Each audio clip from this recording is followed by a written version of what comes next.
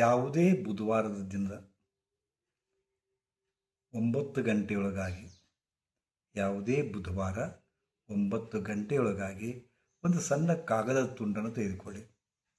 ಅದರ ಮೇಲೆ 4 4 4 4 4 ಸಂಖ್ಯೆಯನ್ನು 4 ಸಾರಿ ಬರೆಯಿರಿ.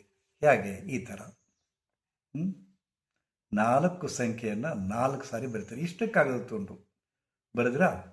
ಇದನ್ನೇನು ಮಾಡಿ ಬುಧವಾರ ದಿವಸ ಬೆಳಗ್ಗೆ 9 ಗಂಟೆ ಒಳಗಾಗಿ ಹೀಗೆ ಬರೆದ್ರಾ? ಹೀಗೆ ಬರೆದ ಮೇಲೆ ಇದನ್ನು 4 ಸಾರಿ ಮಾಡಿಸ್ಬೇಕು. ಇದನ್ನು 4 ಸಾರಿ 4 ಅಂಕಿಯನ್ನು ಬರೀಬೇಕು. ಇದನ್ನು 4 ಸಾರಿ ಮಾಡಿಸ್ಬೇಕು. 1, ಹೌದಾ? 1 ಆಯಿತು. ಇದು 2, 2, ಇದು 3. ಯಾರು ನಮ್ಮ ಕಡೆ ಮಾಡಿಸ್ಬೇಕು ಅದನ್ನು. 3, ಇದು 4. ಇದನ್ನು ಏನು ಮಾಡಬೇಕು? ಇದನ್ನು ಸುಮ್ಮನೆ ನಿಮಗೆ ಕ್ಯಾಶ್ ಬಾಕ್ಸ್ನಲ್ಲರಿ ಇಡ್ರಿ. ಕ್ಯಾಶ್ ಬಾಕ್ಸ್ನಲ್ಲಿ ಇದು 4 ಸಾರಿ ಮಡಚಿದ್ರಿ. 4 ಸಾರಿ ಫೋಲ್ಡ್ ಮಾಡಬೇಕು. ಸಣ್ಣ ಕಾಗದದ ತುಂಡು ಅದರೊಳಗೆ ಬುಧವಾರ ದಿವಸ 9 ಗಂಟೆ ಒಳಗಾಗಿ 4 4 4 4 ಇಂಗ್ಲೀಷ್ ಸಂಖ್ಯೆನೇ ಬರೀರಿ.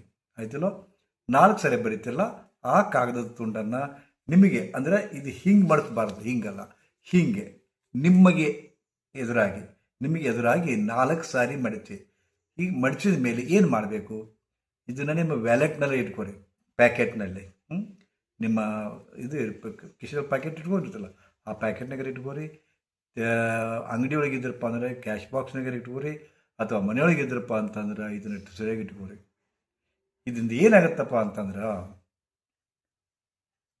ನಮ್ಮ ಹಣಕಾಸಿನ ಅಡಚಣೆಗೆ, ಹಣದ ಹರಿವಿನ ಕಡಿಮೆ ಬರುವಿಕೆಗೆ, ರಾಹು ಗ್ರಹದ ದೋಷ ಇದ್ರೆ ಹಂಗಾಗತ್ತ ಅಂತ ತಿಳ್ಕೊಂಡು ಕೆಲವೊಬ್ಬರು ಅಂಬೋಣ, ಕೆಲವರು ಹೇಳ್ತಾರೆ.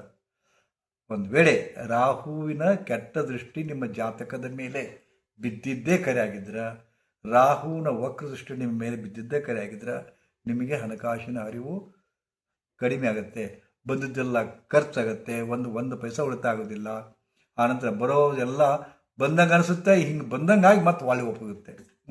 ಈ ಥರದ ಅನುಭವ ನೀವು ಬಂದಿರ್ಬೋದು. ಇದು ರಾಹು ಗ್ರಹದ ಕೆಟ್ಟ ಪರಿಣಾಮದಿಂದಾಗಿ ಆಗ್ತಕ್ಕಂಥದ್ದು. ಅದಕ್ಕೆ ಅದು ಒಂದು ವೇಳೆ ಅದೇ ಕಾರಣ ಇತ್ತಪ್ಪ ಅಂದ್ರೆ ಎಷ್ಟು ಸಿಂಪಲ್ ಅದಲ್ಲ. ಬುಧವಾರ ನೀಲಿ ಪೆನ್ನೇ ಆಗಬೇಕು. ಅದು ನೀಲಿ ಪೆನ್ನಿಂದ ಸಣ್ಣ ತುಂಡಿನ ಮೇಲೆ 4 4 4 4 ಒಟ್ಟು 4 ಸರಿ 4 ಅಂಕೆ ಬರಿತೀರಿ. 4 ಸರಿ ಫೋಲ್ಡ್ ಮಾಡ್ತೀವಿ, ಇಟ್ಕೋತೀರಿ. ಮುಂದೆ ಮತ್ತೊಂದು ಬುಧವಾರ ಏನದಲ್ಲ, ಅದನ್ನು ಹರಿತಕ್ಕಂಥ ಹೊಳೆಗೆ ಹಾಕಿರಿ. ಹೌದಾ? ಅದನ್ನು ಎಲ್ಲ ಚೆಲ್ಲಿಬಿಡಿ, ಮತ್ತೊಂದು ಹೊಸದು ಇಟ್ಕೊಂಡ್ಬಿಡಿ. ಹೀಗೆ ಒಂದು 10-11 ವಾರ ಮಾಡೋದ್ರಿಗೆ ನಿಮ್ಮ ಹಣಕಾಸಿನ ಪರಿಸ್ಥಿತಿ ಸುಧಾರಿಸೋದನ್ನು ನೀವು ಕಾಣ್ತೀರಿ ಖಂಡಿತವಾಗಿ.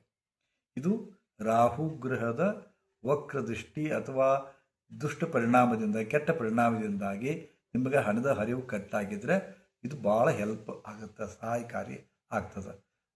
ಇದು ನಾನು ಹೇಳೋದನ್ನು ಲಕ್ಷ್ಯವಿಟ್ಟು ಮಾಡಿರಿ. ಶ್ರದ್ಧಾ ಇದ್ದರೆ ಮಾಡಿರಿ.